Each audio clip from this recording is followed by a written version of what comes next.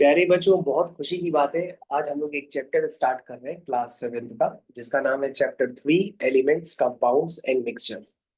तो जितने भी प्यारे बच्चे बैठे हुए हैं उनको सबसे पहले ये चैप्टर वैसे स्कूल में भी करा दिया गया है।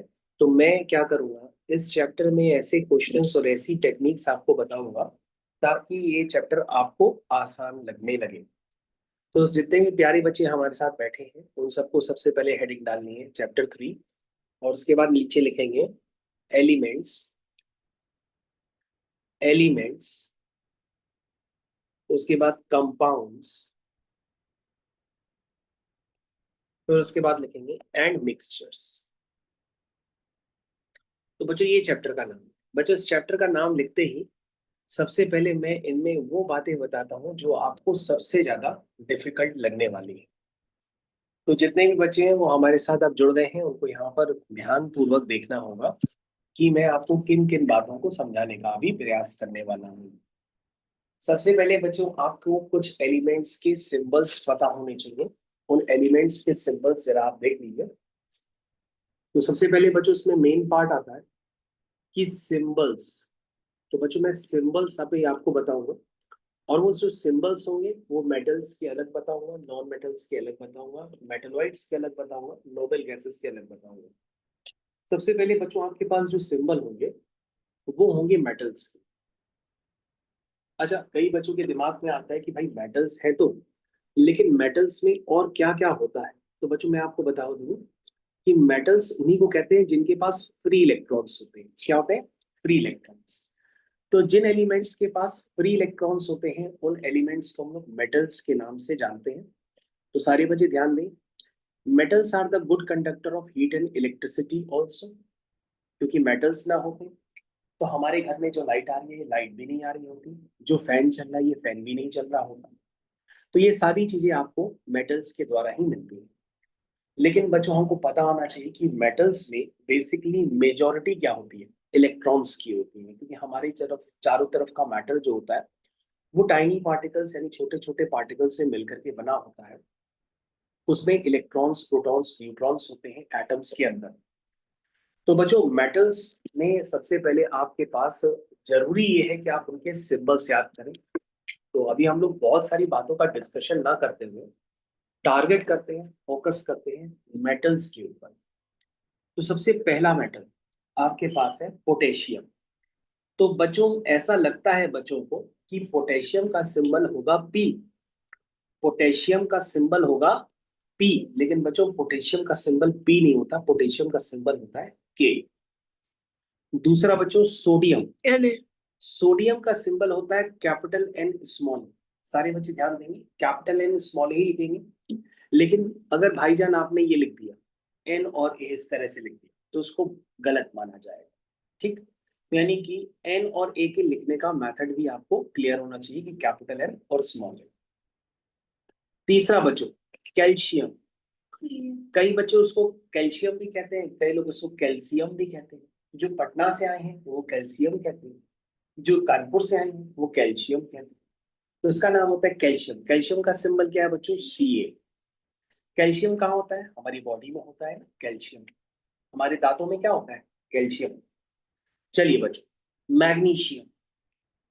मैग्नीशियम बच्चों की स्पेलिंग भी बड़ी इंपॉर्टेंट है, क्योंकि आपका स्कूल इतना इंपॉर्टेंट है कि वो स्पेलिंग्स भी आपकी ध्यान देगा। तो मैग्नीशियम का सिंबल है बच्चों एम जी। क्या नाम है बच्चों? M G. उसके बाद बच्चों आ गया एल्यूमिनियम। एल्यूमिनियम। तो बच्चों एल्यूमिनियम का सिंबल है कैपिटल ए स्मॉल, इसको हम लोग कहते हैं एल्यूमिनियम। उसके बाद बच्चों नेक्स्ट वाला सिंबल है आपका zinc. Z I N C, zinc. Zinc का सिंबल होता है जेड एन। उसके बाद बच्चों आपके पास नेक्स्ट सिंबल है आयरन। तो आयरन का सिंबल होता है बच्चों Fe। याद रखिएगा बच्चों, अभी मैं आपको वैलेंसीज वगैरह तो नहीं बता रहा हूँ, अभी सिर्फ मैं आपको मेटल्स की नाम बता रहा हूँ कि भैया potassium, sodium, calcium, magnesium, aluminium, zinc, iron, ये सारे बच्चों मेटल्स होते हैं। आप इनके नाम जरूर याद रखिए। उसके बाद बच्चों आता है नेक्स्ट लेड। लेड का नाम होता है पीबी। कई लोग लेड को बीबी भी कहते हैं, लेकिन इसका नाम होता है PB, capital P small P, यानी कि लेड। उसके बाद कॉपर की स्पेलिंग ज्यादातर लोग गलत लिखते हैं, वो CU करके लिखते हैं, लेकिन कॉपर की स्पेलिंग COPPER होती है और कॉपर का सिंबल होता है CU। मरकरी, नेक्स्ट सिंबल है बच्चों मरकरी, मरकरी। मरकरी को सुन करके याद आता है कि जैसे मम्मी कल कड़ी चावल बनाएंगी, लेकिन ऐसा है नहीं, इसमें कड़ी जो है मरकरी। बहुत बढ़िया, एक बच्चे ने बताया कि मरकरी कहाँ यूज करते हैं, थर्मामीटर। तो बच्चों मरकरी थर्मामीटर के अंदर कैसे आ गई, क्योंकि मरकरी तो सॉलिड होती है। अच्छा, मरकरी रूम टेम्परेचर पे लिक्विड होती है, रूम टेम्परेचर पे सॉलिड होती है, रूम टेम्परेचर पे सॉलिड होती है और थर्मामीटर के अंदर लिक्विड होती है। तो बच्चों ये तो एक्सेप्शन हो गया।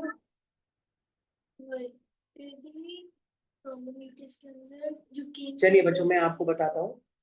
बच्चों आप सभी को याद रखना होगा कि जो मरकरी होती है, जितने भी सॉलिड्स होते हैं ना बच्चों, ये हार्ड होते हैं, मतलब टूटने पे जल्दी टूटते नहीं है।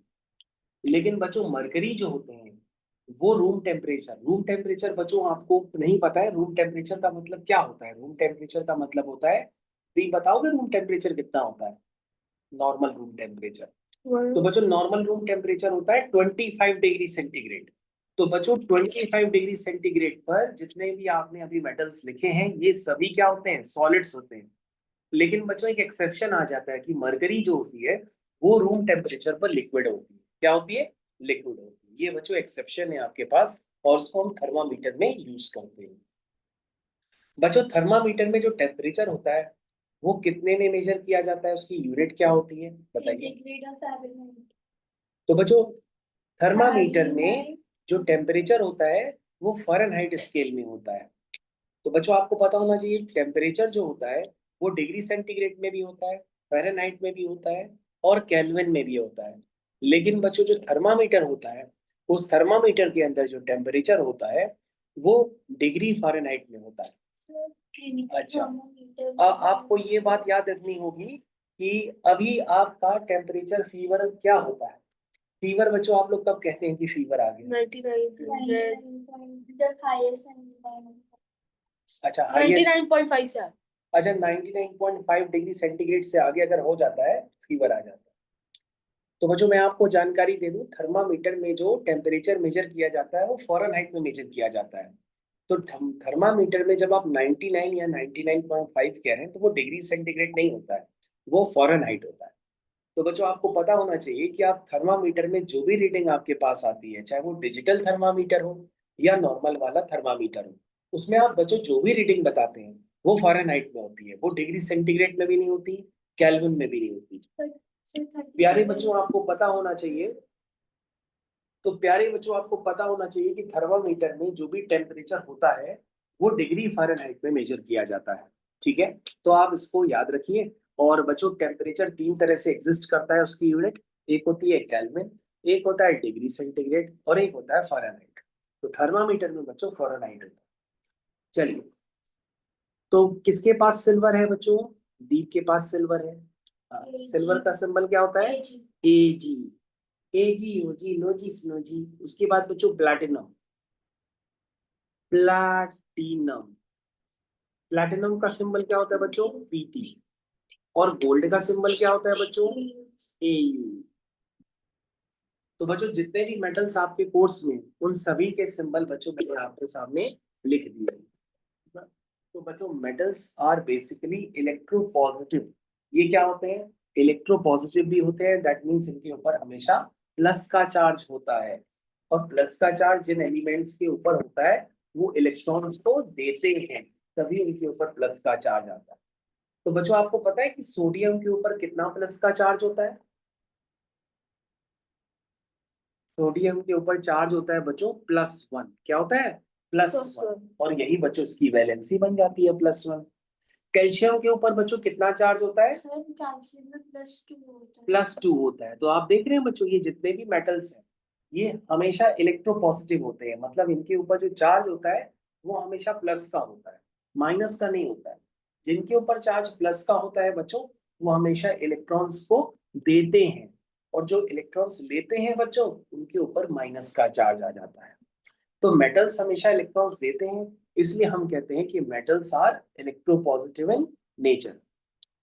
बच्चों बताइए सोच के कि मैग्नीशियम के ऊपर चार्ज कितना हो सकता है? +2 हाँ Plus +2 बच्चों एल्यूमिनियम के ऊपर कितना हो सकता है? +2 बच्चों एल्यूमिनियम का जो होता है ना वो +3 होता है, तो आप इसको याद रखिए। और मान लीजिए आप इसको भूल जाते हैं तो आप इसको वैलेंसी की तरह से याद कर लीजिए कि एल्यूमिनियम का एटॉमिक नंबर 13 होता है। तो जब आप इसका कॉन्फ़िगरेशन लिखते हैं तो उसमें 2,8,3 आता है, और ये जब अपने 3 इलेक्ट्रॉन्स को लॉस कर देता है तभी इसकी वैलेंसी +3 बनती है। तो प्यारे बच्चों, अगर आप इतनी बातें नहीं जानते तो इतना आप जरूर जानिए कि एल्यूमिनियम की वैलेंसी आपको याद रखनी है कि वो +3 होती है। दीप ने बताया पोटेशियम की बेटा कितनी होती है? +1 होती है। बहुत बढ़िया बेटा, जितने की वैलेंसी नीड होगी अभी हम लोग उतना ही लिखेंगे। और बच्चों ये बात आपको अलग से मैं आपको बता देता हूँ कि आपके पास आयरन दो तरह से एग्जिस्ट करता है।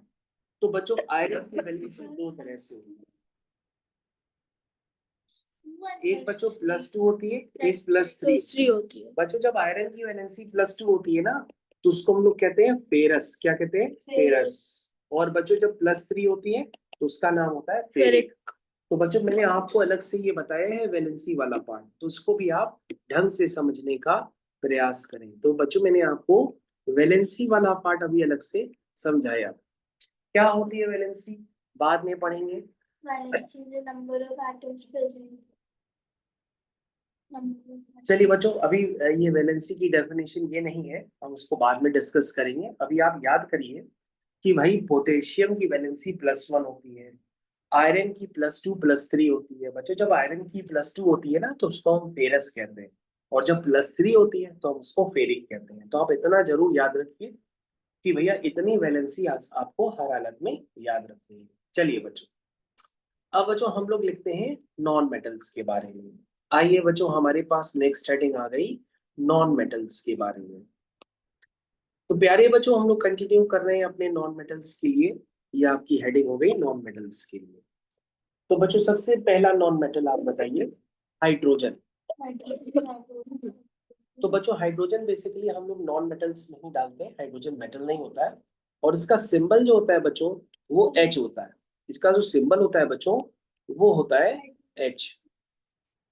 और ये हो गई स्टेट। तो सबसे पहले बच्चों ये हाइड्रोजन के एलिमेंट का सिंबल H होता है, लेकिन बच्चों स्टेट, ये हाइड्रोजन जो होता है ना वो एलिमेंट में नहीं होता है, इसकी स्टेट जो होती है वो गैसियस स्टेट होती है। और हाइड्रोजन हमेशा गैस के फॉर्म में एग्जिस्ट करता है, ठीक है ना। कभी कभी गैस निकलती है तो वो होती है हाइड्रोजन गैस। हाँ, +1 ही होती है।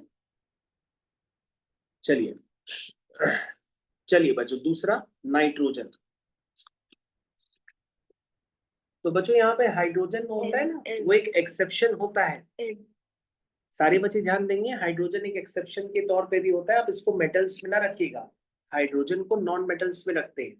आप +1 देख करके ये ना सोचिए कि हाइड्रोजन जो है मेटल होना चाहिए क्योंकि इसकी पॉजिटिव वैलेंसी है, ऐसा नहीं है। केमिस्ट्री में बच्चों खूब सारे एक्सेप्शंस होते हैं। हाइड्रोजन जो होता है बच्चों वो होता नॉन मेटल्स की कैटेगरी में है, लेकिन इसकी वैलेंसी हम लोग +1 ही रखते हैं। नाइट्रोजन N और गैस N। तो नाइट्रोजन का सिंबल तो N आप एलिमेंट्स के फॉर्म में लिखेंगे। बच्चों अगर हम नाइट्रोजन पूछे तो आप N सिंबल जरूर बताइए, लेकिन वो एनवायरमेंट में गैस के फॉर्म में एग्जिस्ट करती है। और नाइट्रोजन का परसेंटेज कितना होता है एयर में? एयर में बच्चों बिल्कुल दीप ने सही बताया कि 78% नाइट्रोजन एयर में एग्जिस्ट करती है। ज्योग्राफी में है ये तो। उसके बाद ऑक्सीजन। 21 ऑक्सीजन बच्चों O होता है, इसका सिंबल हो गया O2। और बच्चों ये गैस के फॉर्म में ये भी एग्जिस्ट करती है। बहुत बढ़िया, ये सारी ही बच्चों एक तरह से गैस है। उसके बाद बच्चों फ्लोरीन आ गया, FLUORINE। फ्लोरीन का सिंबल बच्चों होता है F, और ये भी बच्चों गैस के फॉर्म में एग्जिस्ट करती है, और ये होती है F2। ये भी बच्चों गैस। उसके बाद क्लोरीन। क्लोरीन का सिंबल हो गया Cl, और ये हो गई Cl2, और ये हो गया बच्चों गैस। ब्रोमीन। ब्रोमीन का सिंबल हो गया Br, और Br2 के फॉर्म में एग्जिस्ट करती है। Liquid. लेकिन बच्चों Br2 पता है क्या होती है? लिक्विड होती है। बच्चों आप Br2 देखो ना, तो Br2 गैस नहीं होती है, लिक्विड होती है। तो ब्रोमीन अकेला है जिसकी लिक्विड है। रूम टेम्परेचर पे लिक्विड। ब्रोमीन अकेला है जिसकी रूम टेम्परेचर भी लिक्विड होती है। हाँ बच्चों, चलिए ब्रोमीन के बाद क्या होता है? आयोडीन। क्या होता है बच्चों? आयोडीन। इसका सिंबल होता है आई। और ये बच्चों रूम टेम्परेचर पे सॉलिड है। ठीक है ना? क्या होता है बेटा? I2। चलो बच्चों, मैंने आपको अभी तक याद है कि मैंने आपको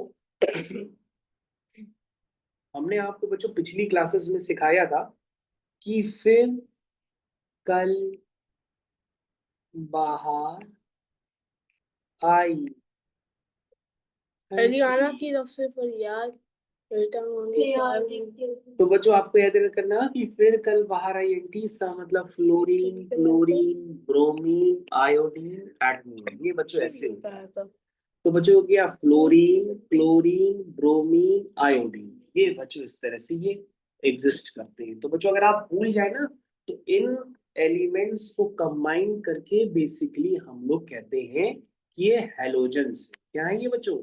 हैलोजेंस। तो आप इनको ऐसे भी याद रख सकते हैं कि इनको हम लोग हैलोजेंस के नाम से जानते हैं। जाओ पानी पी के आओ, पहले पास किया हो। तो बच्चों यहाँ पे ब्रेक ले रहे हैं, तब तक आप जल्दी से याद कर लीजिए।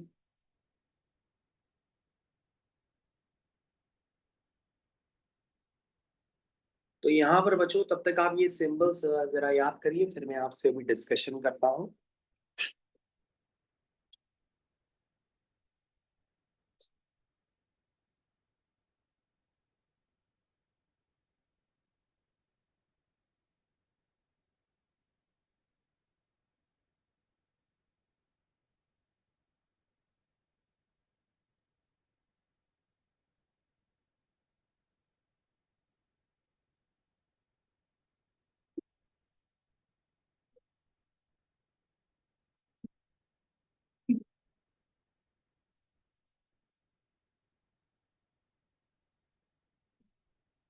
प्यारे बच्चों, हम लोग यहाँ पे वापस कंटिन्यू करते हैं। आयोडीन तक आपने देख लिया था, आयोडीन सॉल्यूट।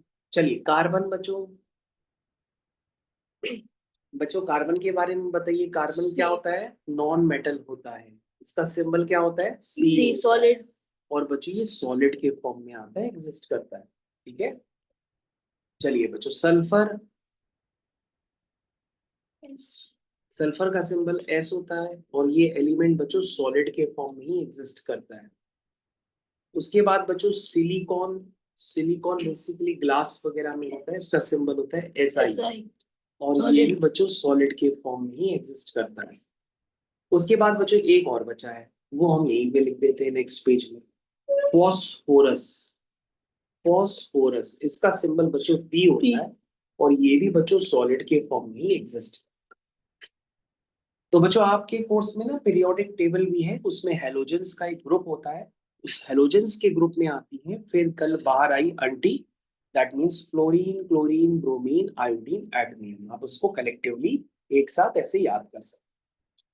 अच्छा बच्चों, आपको लगे कि भाई सिलेबस में काफी कुछ है, तो अभी आपको इतना याद करना है कि भाई कुछ मेटल्स की जानकारी होनी चाहिए, कुछ नॉन मेटल्स। अगर आप स्टेट भूल भी जाते हैं तो भी चलेगा, स्टेट का कम यूज होता है, लेकिन आप एलिमेंट्स के सिंबल जरूर याद रखिए। जैसे अगर आपसे कोई पूछे फॉस्फोरस का सिंबल क्या है, तो आप P बताओ। ठीक है। तो अगर आपसे पूछे फॉस्फोरस का यूज क्या होता है, तो बच्चों फॉस्फोरस पता है कहाँ यूज होता है? माचिस की डिब्बी में। तो बच्चों माचिस की जो तीली होती है ना, उसके आगे क्या लगा रहता है? फॉस्फोरस। और बच्चों आपने दो तरह की तीलियां देखी हैं। कैसी तीली देखी है? एक माचिस की तीली ऐसी होती है, एक माचिस की तीली ऐसी होती है।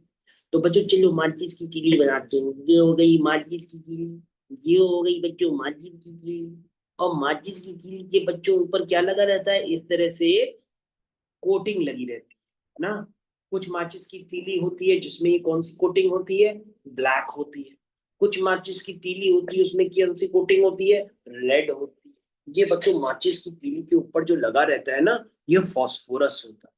क्योंकि बच्चों फॉस्फोरस भी दो तरह का होता है, ब्लैक फॉस्फोरस, रेड फॉस्फोरस। तो फॉस्फोरस आपके पास डेली रूटीन में ऐसे नजर भी आता है। उसके बाद बच्चों मेटलॉइड्स और नॉन मेटल नोबल गैसेस की संख्या कम है, इनको याद रखना ये आसान। Metalloids are elements that have properties of both metals and non-metals. बिल्कुल सही बताया For दीदी। example, boron, silicon, arsenic, antimony, germanium. हाँ जर्मेनियम बेटा। हाँ, बच्चों आपने बिल्कुल सही Germanium. बताया कि भाई जो मेटलॉइड्स होते हैं, सही बच्चे ध्यान देंगे बच्चों, जो मेटलॉइड्स होते हैं उसमें मेटल्स और नॉन मेटल्स दोनों की प्रॉपर्टीज होती है, इसलिए उनको बच्चों मेटलॉइड्स के नाम से जानते हैं। चलिए बच्चों, बच्चों मैं आपसे एक बात पूछना चाहता हूँ, कार्बन क्या है मेटल की नॉन मेटल? Non-metal. और अगर हम कार्बन का ऑक्साइड बना लें तो वो कार्बन मोनोऑक्साइड भी बन हाँ। सकता है, कार्बन डाइऑक्साइड भी बन Dioxide. सकता है। तो बच्चों हमने ये नॉन मेटल का ऑक्साइड लिखा है, ये बच्चों क्या है? Non metal oxide. बच्चों ध्यान दीजिएगा, ये भी बच्चों क्या है? Non metal oxide. और बच्चों आप ये बताएंगे सोच के कि नॉन मेटल के ऑक्साइड कैसे होते हैं? आपको याद रखना होगा, नॉन मेटल के ऑक्साइड होते हैं एसिडिक। कैसे होते हैं? Acidic. एसिडिक, मतलब ये एसिड होते हैं। तुमने कहा कहीं देखा है? हाँ, जो कोल्ड ड्रिंक्स होती है ना, कोल्ड ड्रिंक्स में डिजोल्व फॉर्म में CO2 होती है, क्योंकि कोल्ड ड्रिंक्स की बोतल को जैसे ही तेजी से Gas हिलाओगे होती है। तो गैस निकलेगी।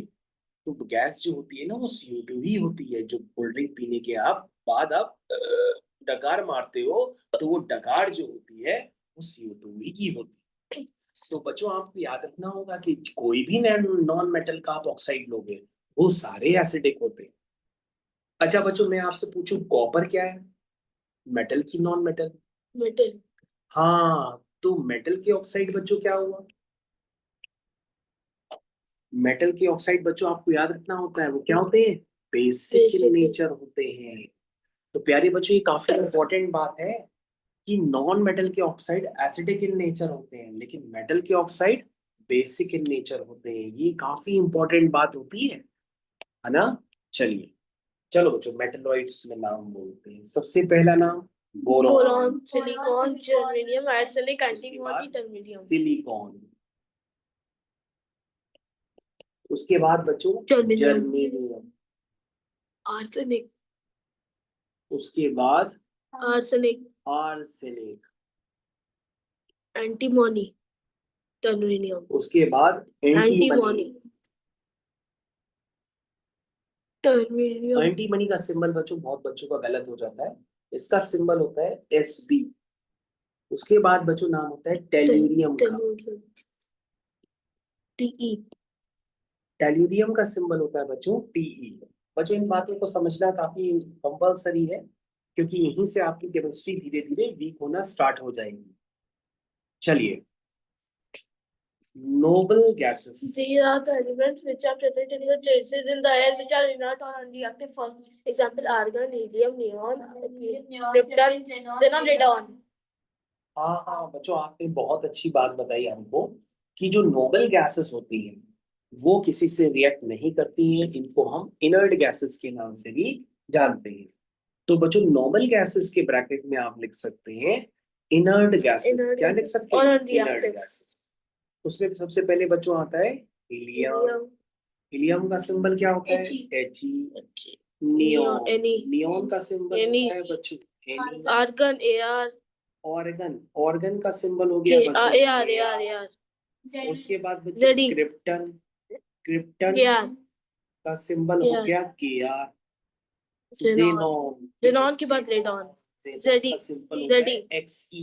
हाँ.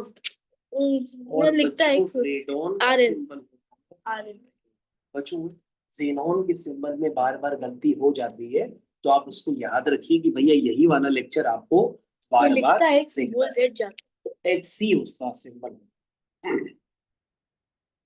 चलिए बच्चों, इसके बाद बच्चों क्या होता है कि एक्टिविटी सीरीज वगैरह भी पूछी जाती है, तो अभी मैं एक्टिविटी सीरीज आपको तुरंत नहीं बता रहा हूँ।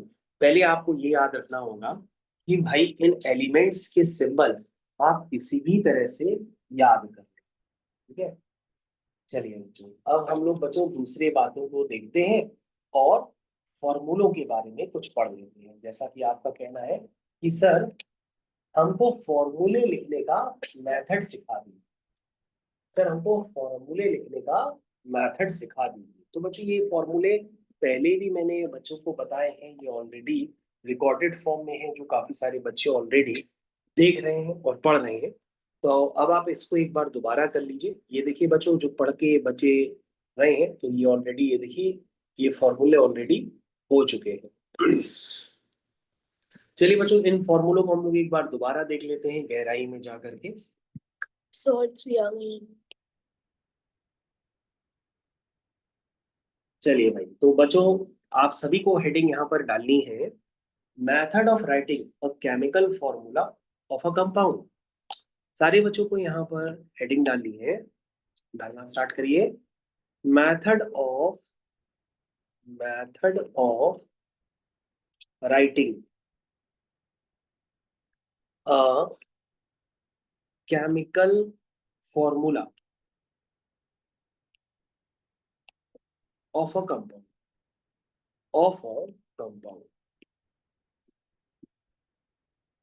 तो बच्चों यहाँ पर अब आपको ध्यान देना पड़ेगा।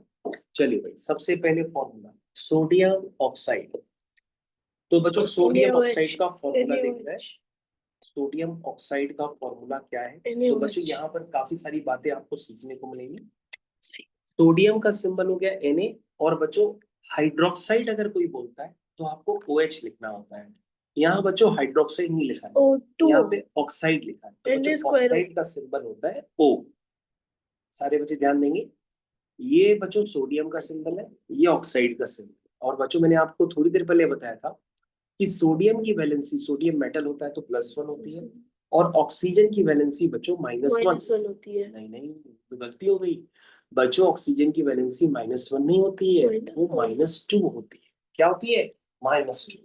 ठीक है, तो बच्चों आपको याद रखना होगा कि अगर आप यहाँ पे बच्चों +1 और -2 लिख रहे हैं, तो ये इनकी जो मैंने बात बताई वो आपको इस तरह से लिखना पड़ता है।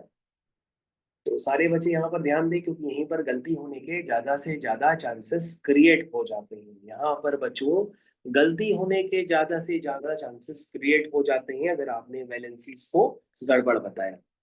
अब बच्चों ये देखो, 1 देते हैं ऑक्सीजन को और 2 देते हैं सोडियम को, साइन नहीं लगाते प्लस माइनस, सिर्फ 1 और 2 देते हैं। तो बच्चों सोडियम के पास 2 जाएगा तो वो हो जाएगा Na2, और ऑक्सीजन के पास 1 जाएगा तो बन जाएगा Na2O1, जिसको बच्चों 1 लिखना कंपलसरी नहीं होता, इसको Na2O भी लिख सकते हैं।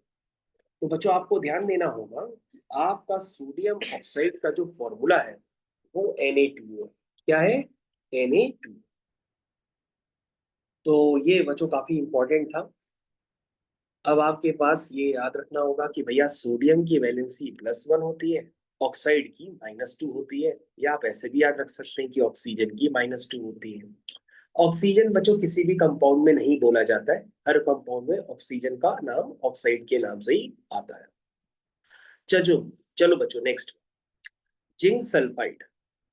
जिंक सल्फाइड, चलो बच्चों आगे नेक्स्ट वाला जिंक सल्फाइड। तो बच्चों जिंक ZnHSOH। चलिए बच्चों बताइए, Zn की वैलेंसी क्या होती है? जिंक की Zn चलिए +2 होती है। सल्फर की क्या होती है? -2। बिल्कुल सही बताया, -2। तो बच्चों जब 2 और 2 सेम क्वांटिटी आ जाती है तो तुम इसको कैंसिल करते हैं। 2 1 जा 2, 2 1 जा 2, बच्चों इसको कैंसिल कर लेते हैं। अब बच्चों ये 1 ऐसे चला जाता है और ये वाला भी 1 बच्चों ऐसे चला जाता है। इसको बच्चों हम लोग कहते हैं क्रिस क्रॉस मेथड। और बच्चों ये बन जाता है Z1S1, यानी कि ZnS। ये बच्चों होता है जिंक सल्फाइड। बच्चों ये काफी इंपॉर्टेंट बात है कि आपका ध्यान यहाँ पे जाता है कि नहीं। ड का मतलब होता है ये डमरू वाला ड, क्योंकि यहाँ पे सल्फेट भी हो सकता है ना। तो यहाँ पे बच्चों सल्फेट भी हो सकता है तो वो अलग है, सल्फाइड होगा तो अलग है। सल्फेट होता है तो बच्चों SO4 होता है जिसकी वैलेंसी होती है -2, और सल्फाइड होता है तो बच्चों सिर्फ S होता है जिसकी वैलेंसी होती है -2। चलिए, तो बच्चों इन बातों में अंतर है, तो आपको ये बहुत ध्यान से देखनी पड़ेगी। उसके बाद बच्चों नेक्स्ट फॉर्मूला है कैल्शियम क्लोराइड का। कैल्शियम क्लोराइड का, तो बच्चों ये सारे एक्सरसाइज के आपके क्वेश्चंस भी है एक तरह से ये। तो अगर आप इनको नहीं करेंगे तो एक्सरसाइज के क्वेश्चंस भी आपसे नहीं हो पाएंगे। तो कैल्शियम क्लोराइड, तो बच्चों ये हो गया कैल्शियम। मैं सिंबल आपको सिखा चुका हूँ कि भाई कैल्शियम मेटल होता है। क्लोराइड यानी कि क्लोरीन, मैंने आपको बता दिया था कि फेरिकल बाहर आई एंटी में क्लोरीन नॉन मेटल होता है। तो बच्चों बताइए कैल्शियम की वैलेंसी कितनी है, +2 और बच्चों क्लोरीन की कितनी है, -2 -1 -1। तो बच्चों क्लोरीन की वैलेंसी -1 होती है। और बच्चों मैं आपको बता दूं, फिर कल बाहर आई एंटी में फ्लोरीन की बच्चों -1 होती है, क्लोरीन की भी -1 होती है, ब्रोमीन की भी -1 होती है, आयोडीन की भी -1 होती है, एटमियम की भी -1। बच्चों ये ग्रुप होता है हैलोजेंस का, या इसको 17 ग्रुप भी कहते हैं पीरियोडिक टेबल में। इन सभी की वैलेंसी -1 होती है। लास्ट वाले एलिमेंट का नाम होता है बच्चों एटमियम। इसका यूज कम है तो आप इसको भूलना चाहें तो भूल भी सकते हैं। चलिए बच्चों, कैल्शियम क्लोराइड, तो बच्चों ये 2 उधर गया और बच्चों 1 इधर गया। तो बच्चों ये क्या हो गया, Ca के पास गया 1 और Cl के पास गया 2। तो बच्चों 1 लिखना कैल्शियम कंपलसरी नहीं होता 1 लिखना, लेकिन 2 लिखा जाता है। तो बच्चों इसका फॉर्मूला बन के तैयार हो गया CaCl2। उसका बाद बच्चों है पोटेशियम सल्फेट। उसके बाद है पोटेशियम सल्फेट। क्या है बच्चों उसके बाद, पोटेशियम सल्फेट। पोटेशियम का K वैलेंसी +1। चलो बच्चों अब ध्यान देना बच्चों, यहाँ सल्फाइड नहीं है, यहाँ सल्फेट बच्चों है। सल्फेट है। तो बच्चों ये हो गया सल्फेट का होता है पोटेशियम, SO4। ये हो गया सल्फेट। तो पोटेशियम की वैल्यू +1 और सल्फेट की -2। तो बच्चों देखा ना, वही डिफरेंस आ गया। अब बच्चों उसको सही से फॉर्मूला लिख दो। उसका क्या लिखोगे, K के पास जाएगा 2 और SO4 के पास जाएगा 1। बच्चों SO4 के पास 1 गया है। बच्चों ये 1 लिखना कंपलसरी नहीं होता है, नहीं लिखे है ना। तो आप 1 मत लिखो, आप सीधा K2SO4 लिख दो। हाँ, लेकिन बच्चों अगर SO4 के पास 3 जा रहा होता तो हम SO4 के पास 3 ऐसे लिखते, लेकिन जा ही नहीं रहा है तो हम इस तरह से नहीं लिखेंगे, हम सिर्फ लिख देंगे K2SO4। याद रखिए बच्चों, अगर यहाँ बच्चों 3 होता ना +3, तो SO4 के पास जब 3 जाता तो 3 आपको ऐसे नजर आता, लेकिन अभी हम नहीं लिख रहे हैं क्योंकि यहाँ पे तो 1 है। इसका फॉर्मूला हो गया पोटेशियम सल्फेट। उसके बाद बच्चों नेक्स्ट फॉर्मूला आता है मैग्नीशियम नाइट्रेट। पहले वो तो होता वैलेंसी। मैग्नीशियम, बच्चों मैं इसकी स्पेलिंग एक बार दोबारा लिख रहा हूँ, जरा ध्यान दीजिएगा। मैग्नीशियम की स्पेलिंग सभी लोग बताएं।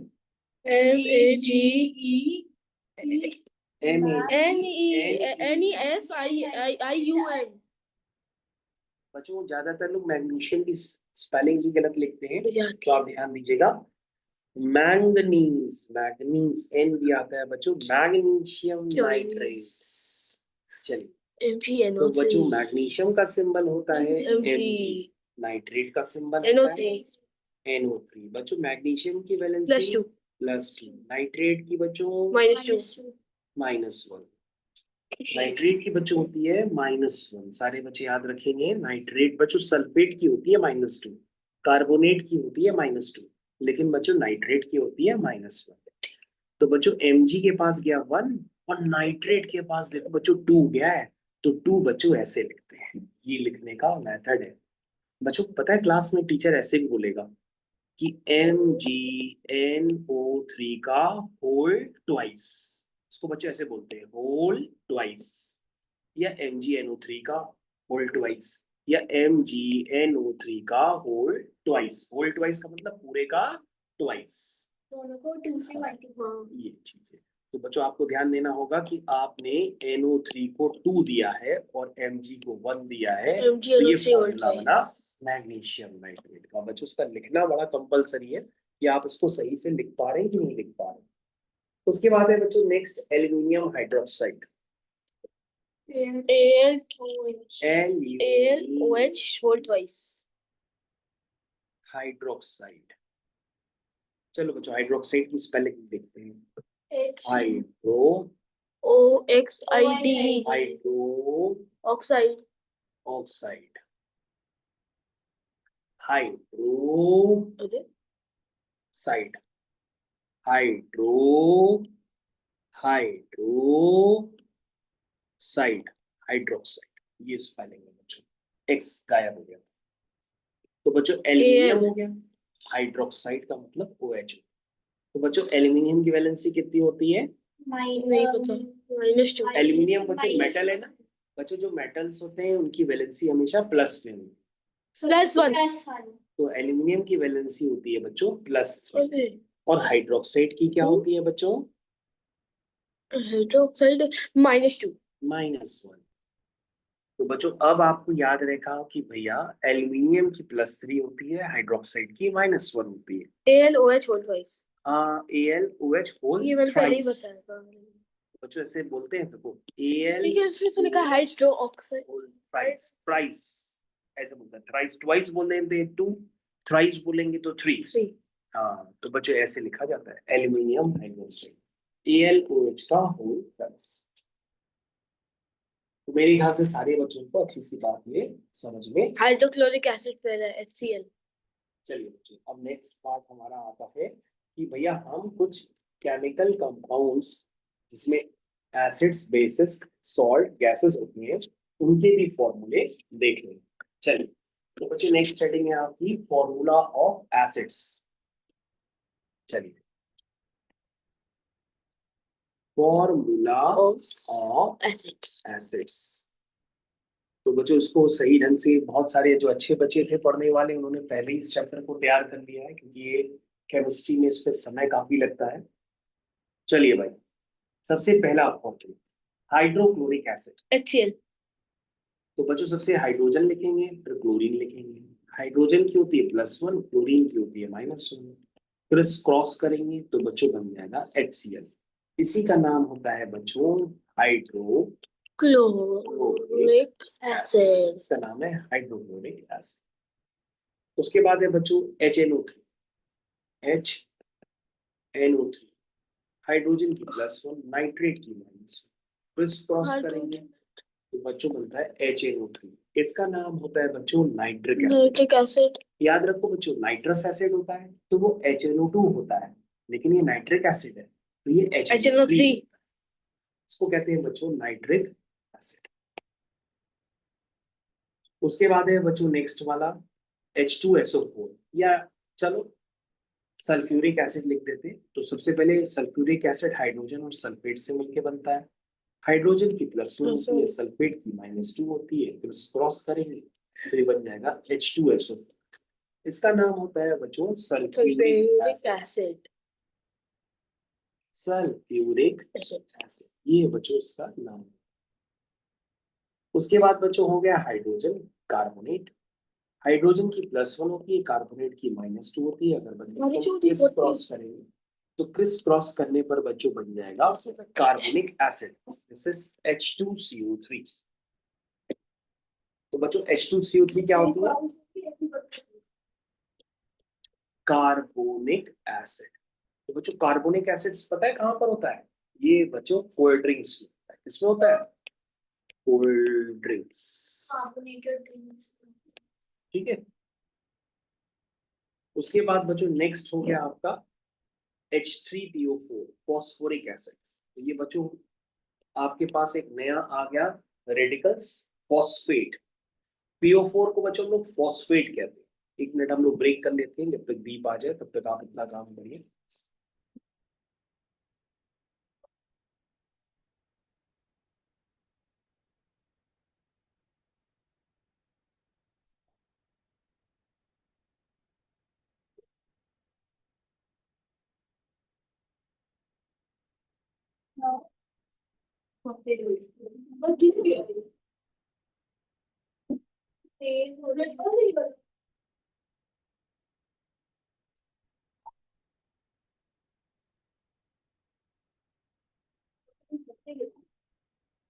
चलिए बच्चों, तो बच्चों दी तुमको बेटा एक बात याद रखनी होगी, जो PO4 होता है ना, उसको हम Phosphorus. फॉस्फेट कहते हैं। क्या कहते हैं? फॉस्फेट। बच्चों ये फॉस्फेट का मतलब PO4 होता है, और बच्चों ये -2 नहीं होता, ये -3 होती है ना बच्चों। PO4 बेसिकली है क्या, अभी जब मैं पढ़ाऊंगा तो मैं इसका नाम बताऊंगा। इसको हम लोग कहते हैं ग्रुप ऑफ एटम्स को जब हम लोग कंबाइन कर देते हैं तो उसको बच्चों हम लोग रेडिकल्स भी बोलते हैं, है ना। तो ये एनाइनिक रेडिकल्स है, तो उसके ऊपर चार्ज क्या है, -3। तो बच्चों फॉस्फेट के ऊपर -3 होता है, और बच्चों जो कार्बोनेट होता है उसके ऊपर -2 होता है, और बच्चों जो सल्फेट होता है उसके ऊपर भी -2 होता है। तो बच्चों ये सारे रेडिकल्स के साइन आपको पता होने चाहिए। मैंने कौन कौन से बताया बच्चों, नाइट्रेट बताया -1, कार्बोनेट बताया -2, है ना। ये आपने बताया ना, कार्बोनेट -2 होता है। उसी तरह से बच्चों फॉस्फेट होता है, वो होता है -3। तो बच्चों यहाँ पे कंफ्यूजन क्रिएट हो जाता है। फॉस्फेट में ना हम लोग की बोन्स में होता है, हड्डियों में होता है। तो बच्चों ये हो गया +1, ये हो गया -3। और बच्चों जब आप इसको क्रिस क्रॉस करोगे तो इसका नाम होता है H3PO4। इसका नाम बच्चों पता है क्या होता है, ये नाम लोग कम बता पाते हैं। इसका नाम बच्चों बहुत सारे टेस्ट पेपर में आपके स्कूल्स में पहले ही पूछा गया है। इसका नाम होता है फॉस्फोरिक एसिड। क्या नाम होता है, फॉस्फोरिक एसिड। तो अभी मैंने बच्चों कितने एसिड्स का नाम आपको बता दिया। चलिए बच्चों, तो बच्चों अब हम लोग करते हैं कुछ सॉल्ट्स का। चलिए बच्चों कुछ सॉल्ट्स का नाम करते हैं, जल्दी से बच्चों आइए कुछ सॉल्ट्स का नाम करिए। बच्चों सॉल्ट्स के नाम ना आपके स्कूल में पूछे जाते हैं ये भी, तो चलिए इसको भी कंप्लीट कर लेते हैं। आइए प्यारे बच्चों सॉल्ट्स के नाम को कंप्लीट करते हैं। नेक्स्ट हेडिंग डालिएगा सॉल्ट्स। चलिए भाई सॉल्ट की हेडिंग को कंप्लीट करते हैं। सबसे पहला सॉल्ट। बच्चों सॉल्ट का मतलब ये नहीं होता है कि वो नमक है। सॉल्ट का मतलब बच्चों ये नहीं होता है कि वो नमक है। सॉल्ट का मतलब ये होता है, जैसे बच्चों आप एक एसिड लिख लो, क्योंकि सर एसिड अभी आपने बताया था हाइड्रोक्लोरिक एसिड होता है। तो बच्चों सॉल्ट का मतलब ये होता है कि एसिड में आप उसके H को हटा करके सोडियम या पोटेशियम से रिप्लेस कर दो तो आपका सॉल्ट बन जाएगा। देखो NaCl बन गया। तो दीप यहाँ पर बहुत अच्छी तरीके से ध्यान देना। हमने ये बताया कि सॉल्ट कभी भी आता है तो लोग सोचते हैं कि नमक है, लेकिन ये नमक नहीं। सॉल्ट बनाने का बहुत आसान तरीका होता है। सबसे पहले तुम कोई भी एसिड लिख दो, ये एसिड हाइड्रोक्लोरिक एसिड, और उसके हाइड्रोजन को हटा करके सोडियम से रिप्लेस कर दो तो सोडियम क्लोराइड मिक्सचर होता है सारी गैसेस का। उसके हाइड्रोजन को रिप्लेस करके पोटेशियम से रिप्लेस कर दो तो पोटेशियम क्लोराइड बन जाएगा। तो ये दोनों बच्चों सॉल्ट है। तो बच्चों सॉल्ट बनाने का मेथड ये होता है कि एसिड के हाइड्रोजन को हटा करके सोडियम या पोटेशियम से रिप्लेस कर दो, उसी तभी क्या बनता है, सॉल्ट बनता है। तो चलिए फिलहाल सबसे पहला सॉल्ट आपके पास है वॉशिंग सोडा। कपड़े धोने का साबुन PSN। PSN, हाँ जी, PSN, PSN। तो बच्चे यही क्या होता है आपका, वॉशिंग सोडा। पता है पीछे एक्सरसाइज में आपसे पूछा गया है कि वॉशिंग सोडा का फॉर्मूला बताओ। तो बच्चों वॉशिंग सोडा का फॉर्मूला आप क्या बताएंगे, Na2CO3.H2O। अरे ये तो बच्चों फॉर्मूला सही नहीं लिखा है, चलो मैं सही फॉर्मूला लगा देता हूँ। तो बच्चों इसका सही फॉर्मूला होता है Na2CO3.10H2O। तो बच्चों अगर आप स्कूल में पढ़ रहे होंगे ना तो उसमें करेक्शन ऑलरेडी कराया गया है। तो Na2CO3.10H2O। तो बच्चों ये स्कूल में लिखवाया भी गया होगा कि ये वाला पेज बहुत बहुत इंपॉर्टेंट है। और बच्चों ये भी स्कूल में लिखवाया जाता है कि यहाँ पे 10 कराया जाता है। तो बच्चों एक बार मैम से पूछ लेना कि मैम यहाँ पर 10 है ना, और मैम क्या नहीं 10 नहीं है, सिर्फ H2 ही लिख दो, तो तुम H2 ही लिख देना। लेकिन बच्चों जो बच्चे पहले पढ़ के जा चुके हैं उन्होंने यहाँ पर 10 करवा दिया था, तो मैंने आपको 10 ही लिखवा दिया है क्योंकि इसका सही फॉर्मूला होता है सोडियम कार्बोनेट। दूसरा, baking soda is also called sodium bicarbonate. हाँ, और ये पता है किसको पसंद है, ये पसंद है, क्या नाम है इसका, साइशा। साइशा। साइशा को केक बहुत पसंद है, और केक में क्या पड़ता है, बेकिंग सोडा। और बेकिंग सोडा का फॉर्मूला क्या है, सोडियम बाई कार्बोनेट। चलिए अब बच्चों थोथा आ गया। थोथा, उसको बच्चों हम लोग कहते हैं नीला थोथा। और कहते हैं ब्लू विट्रॉल। ये देखो बच्चों, ये होता है ब्लू विट्रॉल। कई जगह बच्चों आपसे पूछा गया है ब्लू विट्रॉल का फॉर्मूला बताओ, तो तुम कहोगे कॉपर सल्फेट, बीच में डॉट लगा देना, फिर कहना 5H2। इसका नाम होता है बच्चों ब्लू विट्रॉल। इसको हम लोग और क्या कहते हैं?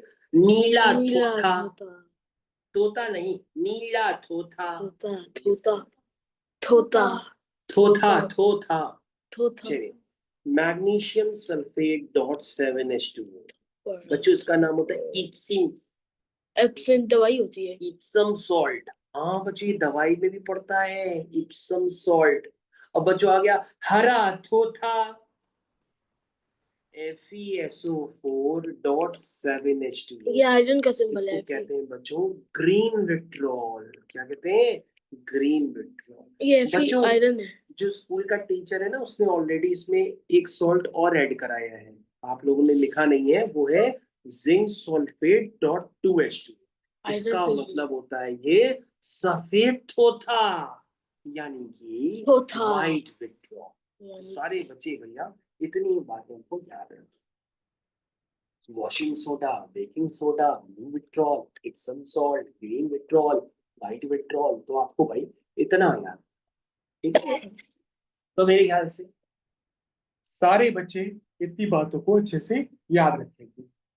इसके अलावा बच्चों इसमें और भी कई सारी बातें हैं जो बेहद इंपॉर्टेंट है, जिसको हम लोग बाद में कवर करते हैं नेक्स्ट लेक्चर।